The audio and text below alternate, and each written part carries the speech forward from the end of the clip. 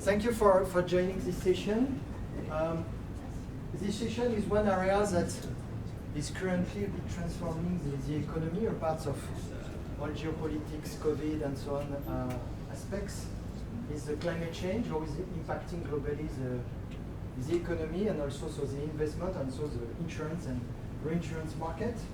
So it will be interesting for you on the asset side, but also on the, obviously, on the liability side and also on the underwriting side, because what are the current change happening? All the change are being driven by regulation, innovation, politics, and so on. And what we see on the asset side as well is going to impact tremendously the insurance business, because the economy is currently changing a lot. And one main challenge that we see is decarbonization of the economy for insurers on the balance sheet. So obviously on the asset, on the underwriting side, it looks like on the underwriting side it's far more slower than on the asset side. And if you look at European regulators, they will start really digging into what insurers and reinsurers are doing on this side from next year. You know, the European regulators are going to create in the coming years as well a regulator focusing on climate and ESG change to be sure that all the financial industry, also insurer are doing their job on the asset and underwriting side. And something to be aware. And so it will change a lot the way the business is going to happen in all these metrics on asset and liability side. So we saw that Fidelity International, that it's nice to start looking at the assets. Or I don't know if you're familiar with Fidelity. So Fidelity is, we have two large companies in the world. Fidelity International is a non-USR arm. So we do manage roughly around $800 billion outside of US. And our US sister company does manage or supervise around $13.5 trillion. So we are one of the largest asset manager, and the largest in terms of active asset management as a brand. And we are the non-American arm, and we are owned by a lady in the US. So with a very long-term view, because one of the main business of Fidelity in the US, in Europe, we have this business in UK, Germany, and also in Japan and some other countries in Asia is pension fund, so very long-term business. So the mindset of a company is being very long-term, and the company decided as well to move a few years ago in this direction to helping all type of clients, wholesale, retail, insurers, reinsurers, pension fund, to move in decarbonizing their investment to drive the change across all countries. For today, we have already discussed 5 parts. One that is never very sexy, regulatory part. I think that's an area in Europe where innovation is always very strong. But it's good to learn because, for example, ASEAN is copying and pasting always European regulation. So today, what is happening in Singapore, or in Japan, or in Korea, or wherever you want, China, you take what's happening in Europe and do it 5 years later, or 3 years later. So it's impacting. And US as well, you know, when you look at what the Biden administration is doing, is going this direction as well. So there is this kind of understanding what's happening because it gives the trends that are going to happen everywhere. Integration in practice, you know, you deal or you are with an insurer or reinsurer, you have a risk management process, whatever the business you are doing, life, non-life, and so on. And currently, ESG and climate change must be integrated in this process, not only in the premium, the process, but also in the way you deal with your client. You are a reinsurer, you deal with an insurer. You are a life insurer, you deal with a policyholder. It has to penetrate all of that. The regulator is forcing to that. And it's very interesting what you have to do. So if you are advising or you are working with an insurer, there is a lot of opportunity because, you know, change is always about creating new risk. And new risk is the business of our global industry. How to manage that. Decarbonizing asset portfolio also is becoming a huge willingness. So if you look at all of pension funds, insurers, reinsurers, or large sovereign funds, they want to decarbonize. You have a lot of net zero. So you know the magic word from since 2015 and Paris alignment is to say, okay, look, if we want to limit the temperature rise by 2000 only by 1.5 degrees, we need to decarbonize a lot of the portfolio, and we need to stop doing new CO2 by 2050. You know, so it's a huge challenge. So 1.5 degrees in 2100. You know what does it mean? It means that already, you know, the office of Fidelity in London will be really on the Thames already. So it gives an idea of the kind of amplitude, you know.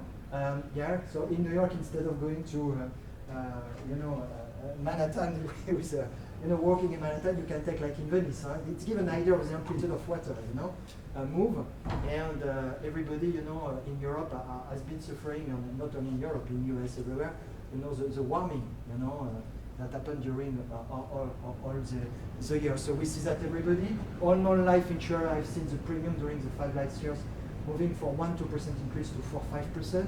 So already the business is being impacted a lot.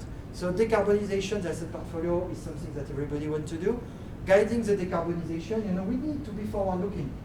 The default of the insurance industry, I'm an actuary, I know that, is statistical data. What's the past say to me? I'm learning from the past. Well, the market is increasing by 2%, or I raise the premium by 4%. 1 year perspective. Here, I mean, you need to be forward-looking. And you can learn a lot, I think, from the asset management industry. Here, you know, when you manage some money for pension for 40 years ahead, you need to have forward-looking view. How the corporate are going to change. It's something that in Fidelity, with the bottom-up research we have, the way we look at corporate, you know, we have hundreds of analysts, each of them following some corporate to understand where they go. It's qualitative, but it's real things, because between what the corporate say and what is really doing, there is always a gap. You know, I'm Exxon, Total, I invest 10 billion per annum in this business. Does it change something? You know, you need to understand the corporate. In insurance business, you know that as well. You know? You need to understand where the company goes. That's the challenge. So forward-looking is very important.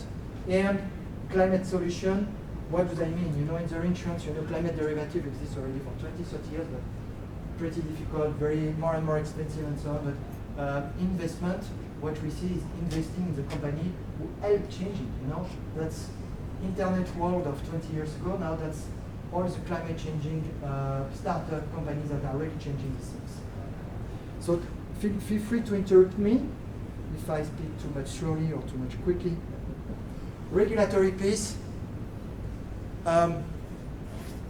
In Europe, 5-6 years ago, regulator has defined a lot of environmental objectives, where she would like all the financial industry to invest.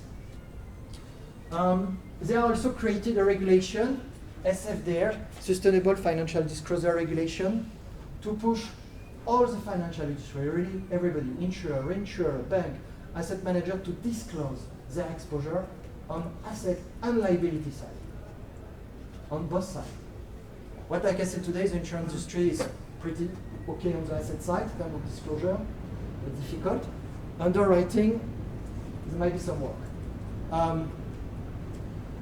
When you go across Europe, you can see the upcoming regulation of climate is arriving. Don't go in all detail, but it's coming everywhere. Solvency II in the risk management of insurer, reinsurer. Product, whatever they are, non-life, life product, and so on. You can get the presentation after. Let us your email or business card, and we will send to you. SFDR, sustainable disclosure. Each entity will be due to say, okay, look, today I'm insuring such kind of business in transparency. I have a coal exposure of 2%. I have oil exposure, oil company of such kind percent, and so on. All of that is becoming an information to provide. And there is something very important, which is not, this one is here, CSRD, so something coming forth in 2023. Any corporate doing business in Europe, or even headquarters in Europe, will be forced to provide all this information in their annual statement. So as a reinsurer and insurer, you will get this information and you will be obliged to get an idea of what are your exposure to all the businesses. And behind, so the shareholder or the regulator can move on. And something that changed a lot, and I think people don't realize, you know, when you look at financial report. Who understands financial report? Pretty nobody. But when you look at those kind of reports, I mean, if figures like temperature rise, carbon emission, gender equality, as a reinsurer, you provide not good number, I can say to you that NGO, magazines, everybody will be after your company. So, you know, the transparency here provide information of things that people understand. So it will change a lot the relationship on this kind of market. In Asia, changes are happening. I'm invited to discuss next week in Singapore, and same thing. Singapore, the regulator, copying and pasting what's happening in Europe. Hong Kong doing the same, China doing the same, South Korea, Japan, Australia, Indonesia. So it's moving, Malaysia, everywhere it's moving, you know. And you can see something as well that with ESG, you know, a lot of countries are using that also to protect themselves. Because when you give more disclosure, you can say, look, such international company try to abuse from my ground in my country and so on. So it allows to protect themselves. So it's becoming a huge transparency is helping all of that. So it will have a lot of impact. US as well is changing, slower than the rest of the world. I mean, that's the area perhaps that the US is the slowest in comparison with other countries. But in our area, indeed, where also it's happening. To give you an idea, in European Union, here it's about the regulation, but if you are working for an insurer and reinsurer, you will understand what it means. Since 1st August now, CIO, Chief Risk Officer, underwriting, head of underwriting, it's written in the regulation that they have to take in account the ESG risk and the impact of the value of the on the liabilities and on the asset side, on both sides. And at least 1/3 of their bonuses must be linked to this KPI. So it's written in the regulation, it's happening now. And I meet many CIOs in the investment side, so to make look, many areas I cannot do it. I've been given by my board to reduce carbon by 60% for 2050, and I don't know how to do it. Last year I excluded all cemetery, all oil, but I've reduced only by 20%. How do I do the rest? So it's not an easy challenge. When you look at your book of business, you will see it's not an easy challenge to do that. So you must have a think about sectorial deep dive in the corporate and so on. So it's really a difficult challenge, and the regulator look at that. Alors, in practice, what we have been advising for years and years, insurers and reinsurers, before communication, because I have seen so many CEO claiming, oh, I want to be net zero, I want to do that, and they don't know where they are with their business. No, but they don't know. And first of all, you know, it's basic. where I am, what is the status quo of my company? Where are my risks? You know, if I'm a pure life insurer, I will say it's easy, but it's, yeah, easy. But in practice, not really, you know. You could have most of your clients that are working in certain area where there are a lot of oil or carbon and so on, and they could have disease because of that. And in your perhaps, on all the health risk on your side, you did not modelize that. So you need to take that in account. Some insurers are doing that, the others are not doing so. It's the way you do your risk. And when I'm working with a lot of life insurers, and some of them don't take account at all that, others will take account that. So some will see some risk, and on the same geography, others will say I have no risk. So the regulator identifies this kind of thing. So first is status quo, where I am, environmental, what are the GHG emissions, the carbon emission of my asset book, my underwriting book, really, where I am first before, giving a strategy. So, an example was very strange for me. It was one where, so the kind of perfect book is the one where you're on 2 degrees, 1.5 degrees. And one time I was discussing with a client, and the portfolio was at 6.5 degrees.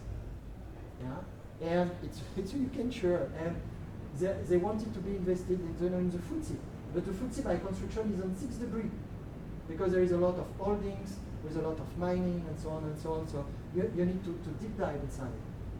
And the same, if you go to the S&P, it's the same. So there are things that are not natural, and also in terms of scope.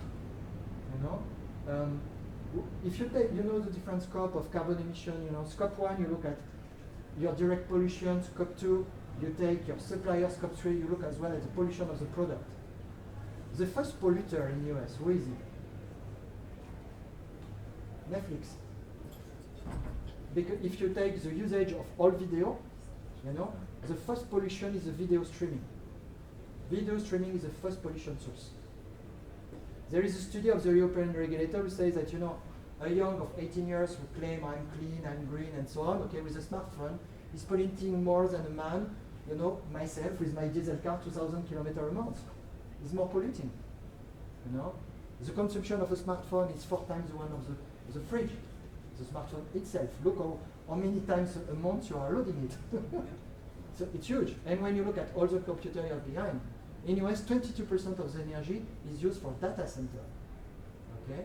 So today, all the increase of pollution you have for 10 years is only linked to internet, you know? And for example, I know some mutual in France who forbid to do any video meeting. Say to me, 1 hour, Zoom meeting, 10 people, consumption of a car for 1 hour at 100 kilometers. So you know, people don't have the basic. You know, here when you deep dive with all these energy analysts, you can see when you go in detail where is the real pollution. And so you need to know where you are first when you are a C-level or a company. Where is my company? Then you can build strategy. You can say, okay, I'm net zero by 2050. Only really if you're in business where you can do it, you know. If I'm a catastrophic insurer, yes. If I'm a healthcare insurer, less. If I'm an engine insurer, it might be more difficult. So it's really a bit difficult here to understand what to do that, and also what do I have to do on the asset side according to my business on the underwriting side. You know, if you think really broadly, you know, if you are a healthcare insurer, I mean, on the asset side you have to buy a clinic and hospital. You know, you will do money on the hospital and clinic when there are more accidents. So you cover the risk. So with all this regulation looking in place, you start to come to such level of, you know, looking at asset and liability and to get them compared on the same level. Decarbonization is something important because when you look at the impact, is really the climate change today with the first factor of all risks. I mean, 60 to 70% of the risks that are emerging, a part of geopolitical or COVID risk, if you want to say, is around that because climate change is already impacting all kind of business. So it's something really that today we see really a lot of insurers with a, for example, net zero strategy on the asset side. So they want to have by 2050 a portfolio that is no more exposed to coal, oil, and also with a pretty limited pollution. And implementation. On the implementation phases, something that is very important from my perspective is a communication. Reputational risk is the first risk for insurer and reinsurer with ESG and climate. Because it's a topic that anyone understands. You know? I have seen some large companies saying, oh, I have no more coal. And in the SFDR report at the end of the year, there were exposure to coal company 2%. And on other hand, they say, oh yes, we're gender equality and so on. Average board diversity of all the companies that are investing were lower than 30%. So you have a huge feminist organization who started attacking the insurer by lying. So all this information is understandable from everybody. It makes the world changing, but reputational risk and what you are going to say is very important. Decarbonization of asset portfolio. There has been an initiative that Fidelity has created among other asset managers, net zero investment, net zero initiative. That initiative by 2050, the portfolio to be, no more exposed, no more emitting coal. So try to get companies changing their way of doing, try to reduce coal and so on. That's a massive move of all pension funds, larger insurers worldwide, to try to change the economy. So there is a kind of political initiative plus the regulatory initiative. So it's massive amount of money that are going to move from direction that makes, changing the economy and where the investment goes.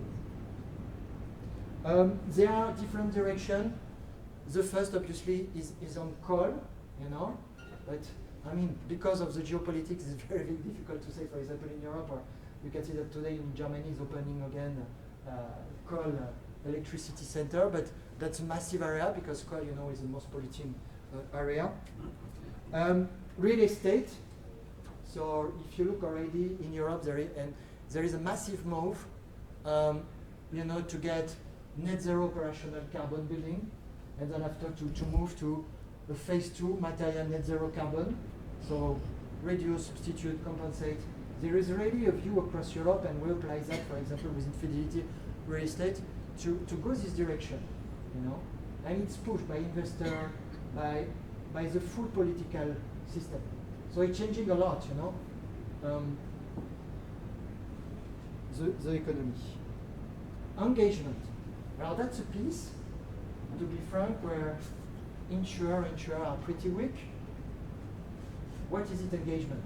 You know, it's the fact that when you're an asset owner, you are going to engage regularly the CEO or the shareholder or a specific corporate to change its business.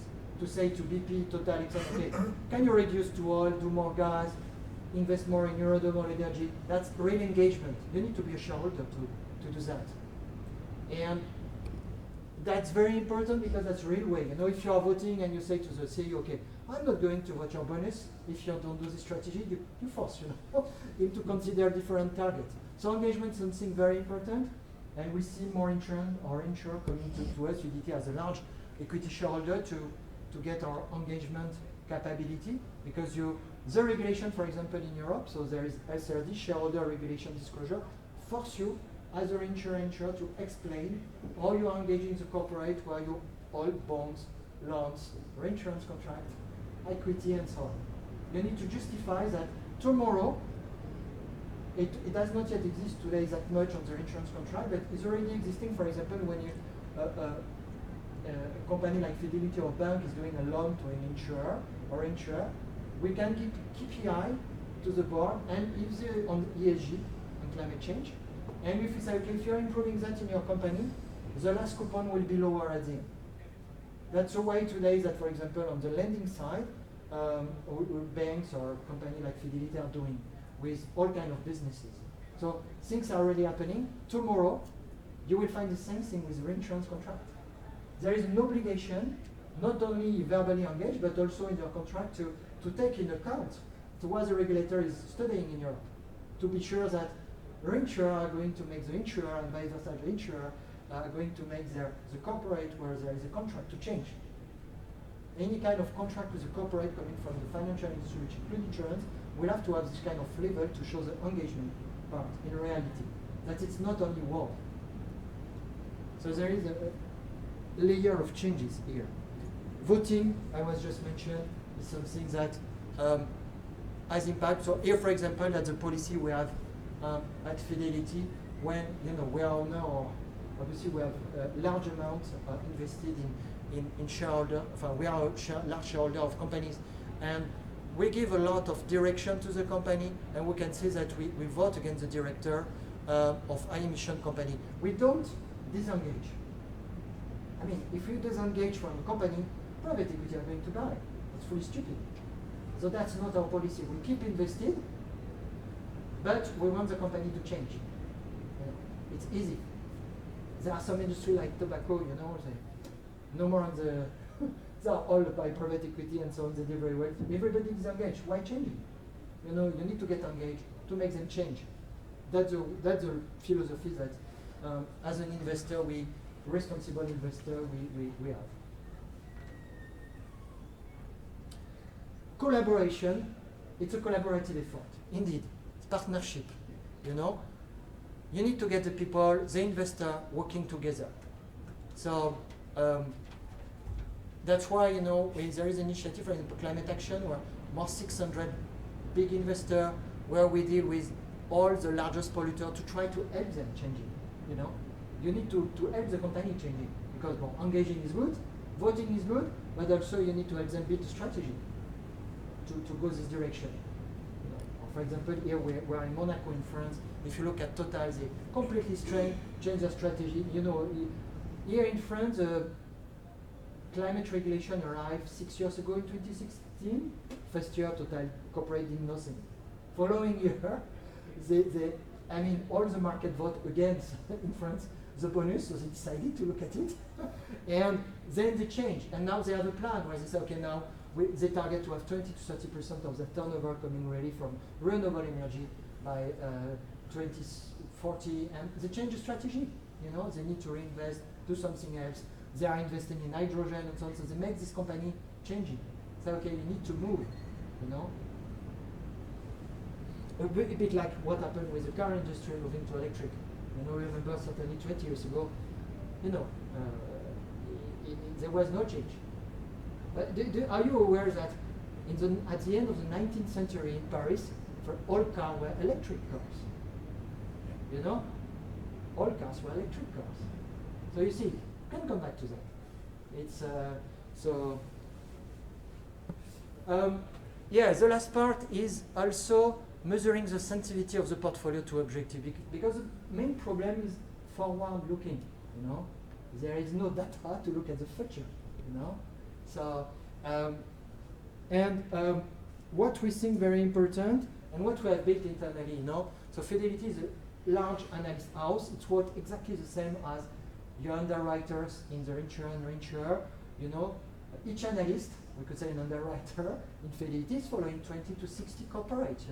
Where, for example, analysts looking at all listed insurers in Europe, they know by heart. They are meeting with CFO. When you hold 5 to 7% of the capital of the company, they take the call. So we have the discussion. We know what they do, and we drive them to change to be more ESG. And we do the same with all corporates. That's the way we work here, and we have a view. We classify them according to the pillar here on, are they aligned with the Paris Agreement to red one? No, they don't do it. So we are rating that to get a sense where they go. And it's very, very, very important because, on our side, when we build a portfolio for the balance sheet of an insurer with a 10 years duration for, reinsurance and so on, we need to get this money, aligned with the willingness of the insurer and reinsurer. So we try to invest in companies that are going to change. And today, companies that look green, they could look green, but perhaps they are not green enough, And someone who's red today, because of the strategy, will be green in 3 years. So it's better to be in the red one. So forward-looking is qualitative, but it's very important. You know that, yeah? In all our, underwriting or investment business, there is always a lot of qualitative interpretation. Stability of the people, how this company are behaving, that. You have the figures, but always, are they stable? Are they going to write the direction when I write an insurance contract? Are they doing the same on the investment side? You need to understand where they go. You need to estimate that. So that's the 5 bucket here. Green, eligible to net zero portfolio. It means that we really think they are aligned. They are the basic one. Obviously, if you invest today in a company that has photovoltaic, they will be more on they are not yet green because they invest today. So you need to do industry to build all this photovoltaic. So they're perhaps more here, high transition, but they are on the net zero. Then you have the other ones that are still red if you take all company. But there are some that could move in this direction, and some who decided to stay here. So that's important to classify, because to come back to building a trajectory, if you are at the board of the C-level of an insurer, you want to know, to try to build something, in 5 years, in 10 years, you need to have your asset going in the right portfolio, aligned with this strategy. So that's the kind of things that we provide and we look at, because we consider as well as an investor that today the non-financial value of the company is converging with the financial value. If you take some company, for example, you remember probably what happened to Volkswagen or other, So if you take a Volkswagen case, it was a governance issue, But company like Fidelity were not invested. Because if you have a good process and you estimate that from a government perspective, some pieces are lacking, you are not invested. Because you have identified that. If you're only on the financial, you don't see that. But if you try to understand the board, the strategy, the link, and you see there's some problem of transparency, you identify that in this non-financial approach. here, this roadmap shows you how we estimate the investment universe to change. So what does it mean? It means that corporates are already changing. You know, a lot of companies are already changing their way of doing. You know, when you discuss with luxe companies, they are changing their way of packaging. When you discuss to any kind of companies, they try to find a new way. And from the one as well, like, you know, are consuming a lot of electricity, like all data center and so on. They try to do more photovoltaic, for more windmill, to use other things. But there is a massive, there is a massive change of the economy everywhere. So here you can see that the dream world is that obviously 100% of the company will be aligned, but you have some companies that are still in the red, still in the blue. So heterogeneous degrees of advancement and progresses in cleaning themselves. Here I will come very pragmatic things. I'm pretty sure you are familiar with that, you know. But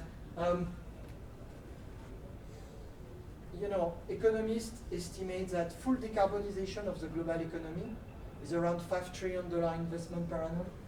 So you see the massive change that has to happen. 7 times current US GDP, so it's kind of huge. All this money is pushing to have innovative technology changing. So if they mean innovative technology, mean also new things to happen in all this market.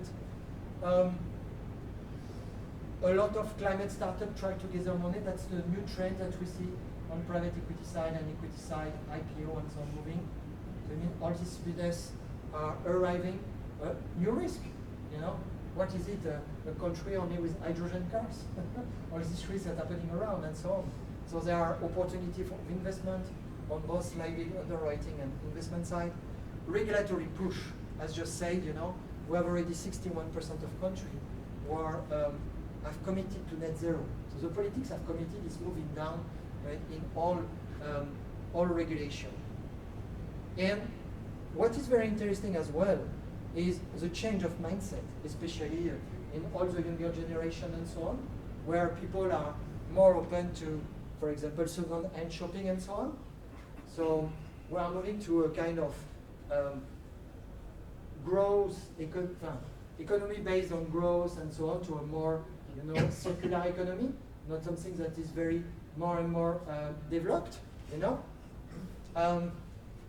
Well, it's very funny, but if you read very interesting, once again, if you've never read it, Marx, what's happening is described in Marx books. You know? We move back from the capitalist to a kind of circular economy, communist way. You know, that's what it's pushing to, because you cannot you know, overuse what the risk is producing. It's basic, you know. So it's exactly this kind of direction, but it means that well there is a lot of opportunity. When the economy is changing and so on, there are new opportunity in terms of business. You know, there is a basic approach of, I've seen that with some insurer on the balance sheet side, oh, I'm going to invest in low CO2 sectors, marketing-wise, reputational-wise, and perfect. Okay, but it does not support climate change. That's the idea where, okay, it's good to be on this side, but also it's good to think, okay, here, where I need to go. And by climate solution, we mean looking after all strategies at hand, from hydrogen, new way of circulation, new way of smart cities. There are a lot of new ways that are going to happen more and more. So here you can see the 6 kind of family of trends that we see in this market.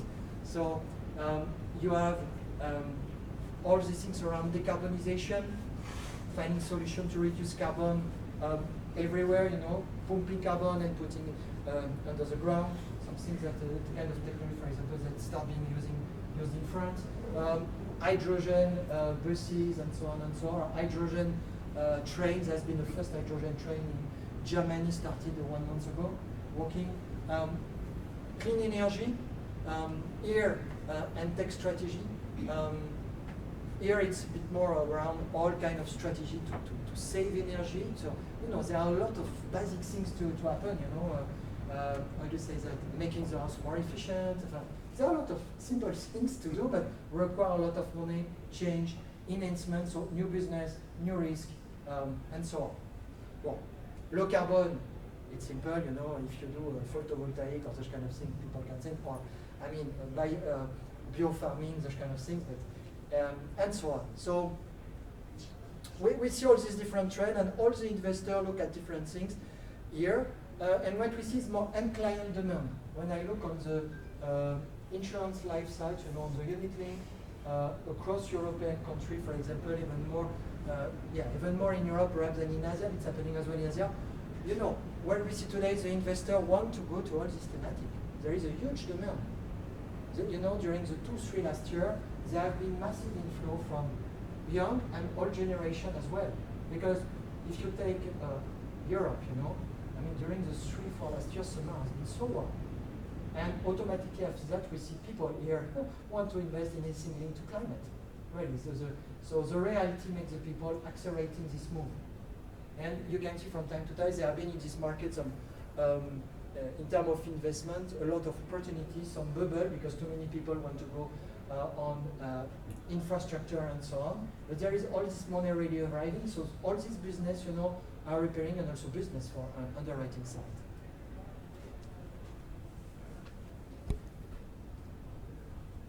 Here to go in even more detail.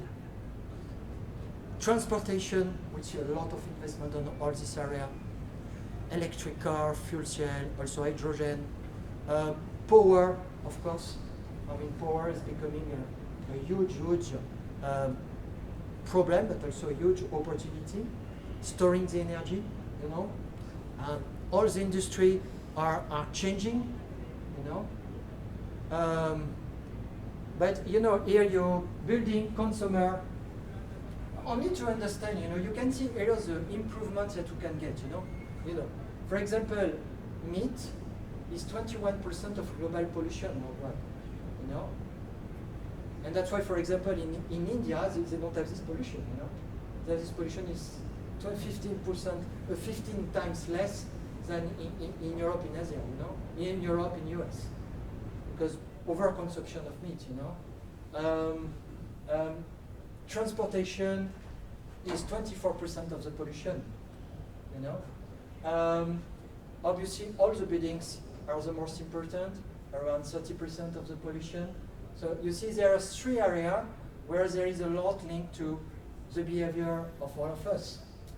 And there will be some influence to go to change that, because, you know certainly that, I don't know when it was in August or beginning of September, that there is a day where we start over-consuming what the earth is producing, you know, and it cannot work. So we see today all this trend happening.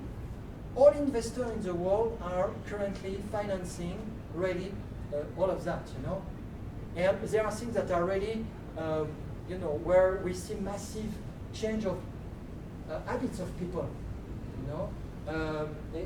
You know, so you know the electric car one, but at the end is a bit the superficial one, because the same, when you look at the study of the European regulator, it shows that on the full cycle, a classic electric car today are polluting more than a diesel car, because of the battery, because a lot of things. No, that's the truth. Huh? Well, they did not get public that, but when they were asked by the, you know, when they were asked by the regulator, by the politics to study or to improve the pillar 1 in terms of capital charge, they show them, okay, look, if you go in the detail, you know, you need to get everybody vegetarian, you need to ask people here to wait for hydrogen car and so on. It was a kind of results of their study, you know, that's pragmatism. So here it's a massive change of behavior of people. But first, that the financial industry that is going asked to invest in all this innovation. That are aligned with the Paris alignment. So if in your company your boss say, okay, you need to be on net zero, you can say to them, okay, look, that's what that we have to do as a company and as people. Because if you want to be aligned, the strategy you can see where the massive reduction could be done.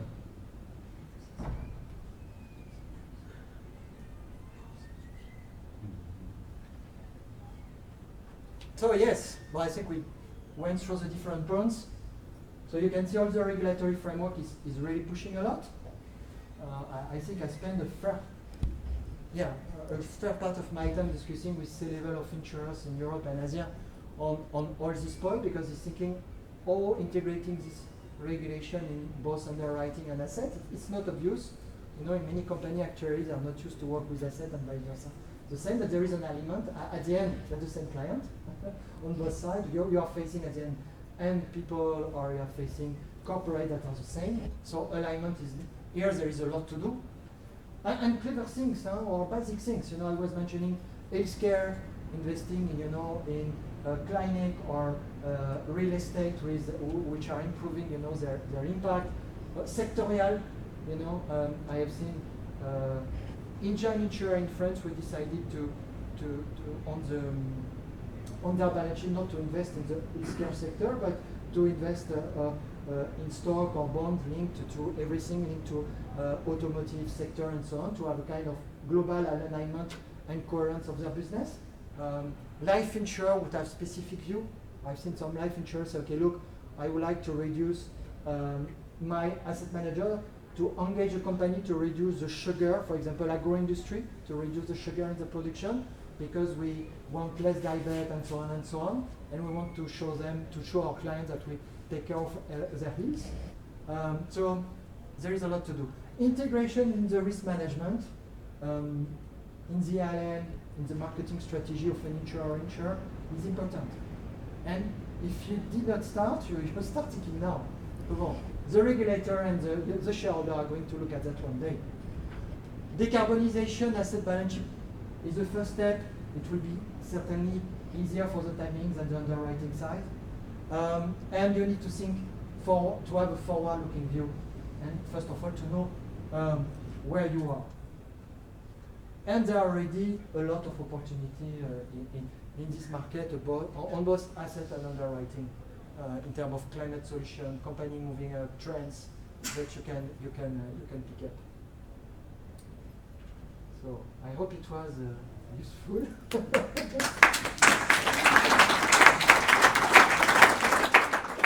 Yes, please. I have a question.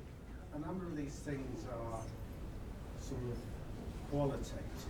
Is there any way to go from your colour scheme to a more sort of quantitative comparison of financial?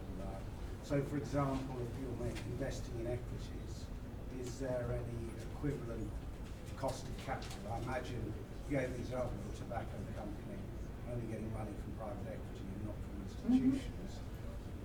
So in the equity market, can you equate it? Is there any industry standard developing for cost of capital? Or in the credit market, is there a credit weighting that inflates for a high carbon producer and deflates for a carbon neutral? In the same way the rating agencies determine today, in practice, it does not really exist. You have a lot of ESG data provider, but this company provides past data. You know, data is always past by definition. So forward-looking, indeed, in our equity team and so on, we have quantitative metrics we have built internally to estimate of the value of the stock according to this. So it's going, obviously, we try to make more quantitative that you are in. But here in the market, it does not exist. There is no standard, you know.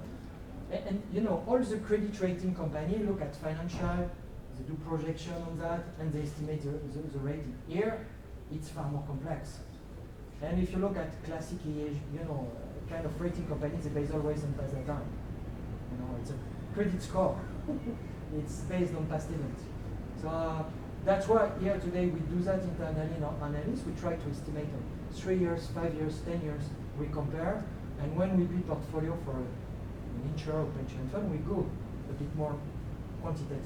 But in our approach, because there is no standard, because people are not used to have analysis dedicated, you know, in the investment world, people are not used anymore to have this kind of analysis. We have this culture, but not all companies have this culture to have analysis dedicated to a sector and to compare and say, look, in this sector, for example, in the insurance sector, Zurich will be here, Allianz will be here, AXA will be here. Well, I will not give the name on the lower, but you have a kind of hierarchy, and we compare, and we have all these metrics internally to compare, but it comes from our analyst team.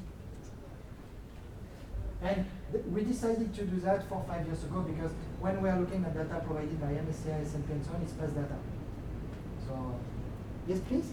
Just a follow-on question that I'm talking to, and I work with Secure Carbon, we're a telemetry company measuring, and we're looking to connect with companies like yours to understand if you had leading real-time metrics, what would you be looking at? Would you want to see measuring air or measuring, where would Measuring the? would you be looking at the actual emissions measurement, or is it something maybe upstream from that? Just some guidelines around. What we do today, we look at the current emissions, and then after we try to understand the growth of the company. If the company is growing 2% per annum or 20%, we give an idea, basic idea first of the. And secondly, what we look is when companies say, okay, look, I'm going to invest to reduce carbon.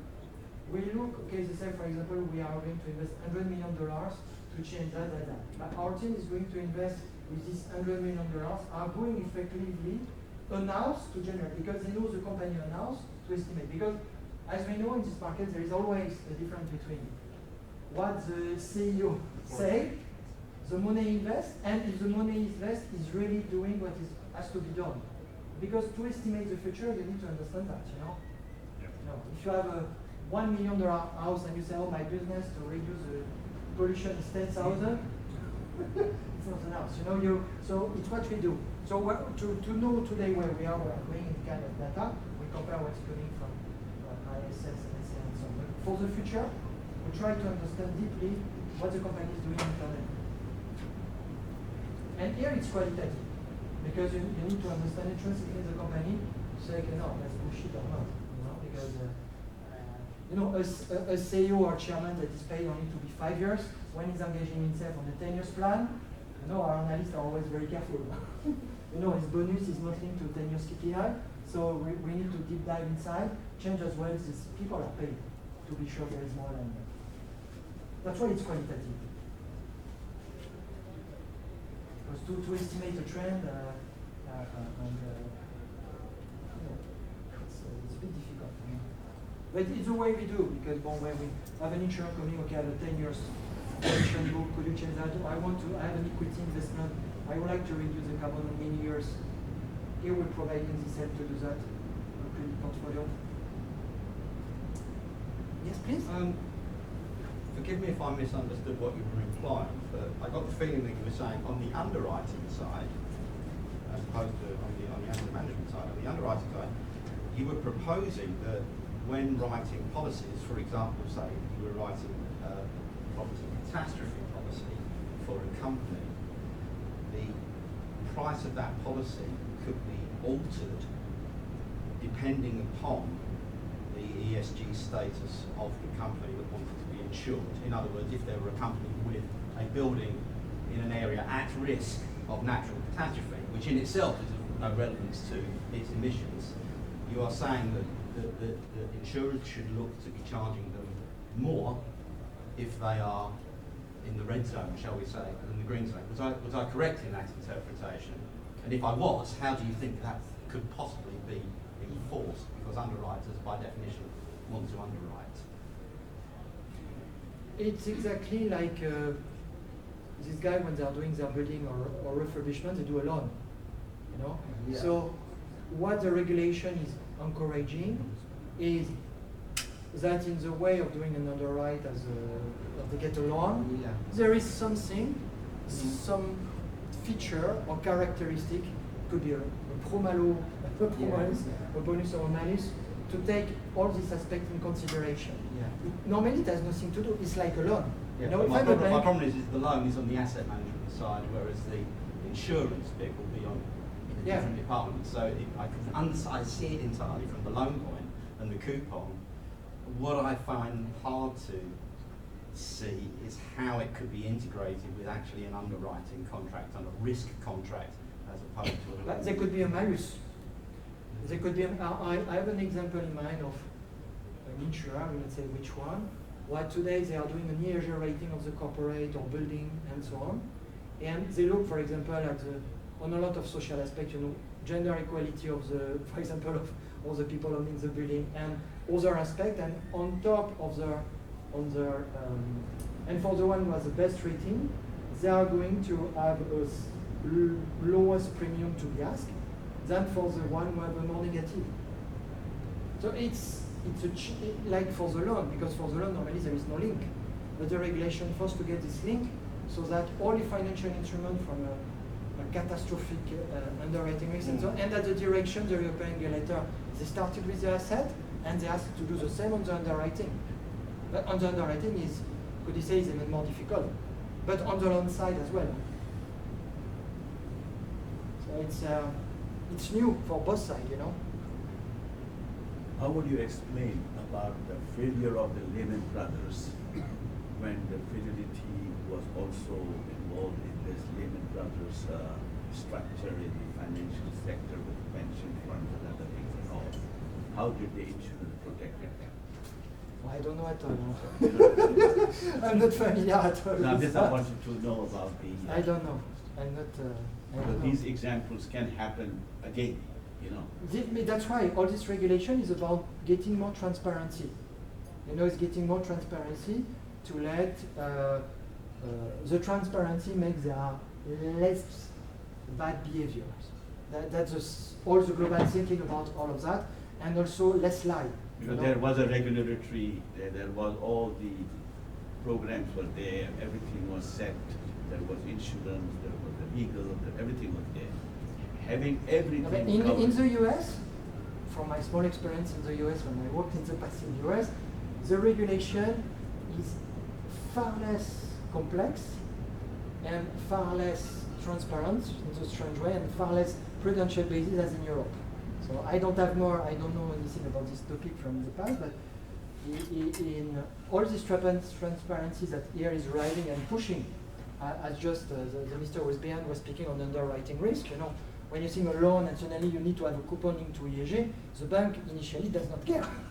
they say, okay, that's not my problem, but yes, somewhere they say that that's your problem, like on the underwriting risk, because perhaps the company, when you write an underwriting risk on I don't know, an hotel or a part where it could be any things happening, if you are not aware of all the risk around, it means that if there is a lack of governance, you are identified, perhaps the people have been lying to you on some risk. So all this regulation is being everything more transparent and fact-based.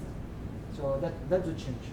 Yes, please? Do you see as a strategy for dealing with becoming carbon neutral, the possibility of purchasing offsets, carbon offsets that have been verified through these global standards? Is that a viable thing, or is it relying too much on past results?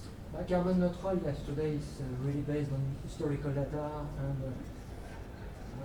and to be frank, today there is nothing really carbon neutral, you know, because if you buy photovoltaic, the photovoltaic has cost some energy to be built, you know. When you look at the electricity that a photovoltaic panel need, you know, you need, I remember, I don't know, but it might be, you need at least to consume this energy for 15 years. The electricity that will be produced, you need 15 years after for the energy you have used. So today when you buy a photovoltaic, today what you buy? You buy a Chinese photovoltaic built with coal electricity, and after you need to wait at least 15 years of electricity to start bearing supplementary electricity. So you know it's a lot of, like an electricity car, is delocalization of pollution. You know, today the problem of certain things are when you realize the full cycle, it's only a delocalization of pollution. Will the regulator allow future amortization? In other words, if you spent a lot of money this year on something which is... Yeah, there is amortization on the contract. And so you can tell the regulator, we're going to amortise that out Yeah. over 25 years, and that they will say that's okay. Mm. They'll book the future amortization. Yeah. Okay. You mentioned about the France, that in 19th, that everything was electric in France. Then why did that technology didn't go ahead? Because it was a problem of getting a station with producing electricity everywhere. Yes, gas stations were easier. So all station was simple. You put oil everywhere and that's it. Now there's emission going to electricity, like Tesla, for example. They went ahead with it. Is Fidelity also connected with Tesla for the emission of electricity and measurements? Yeah, they are connected. We're investing in all companies, so in practice, yes.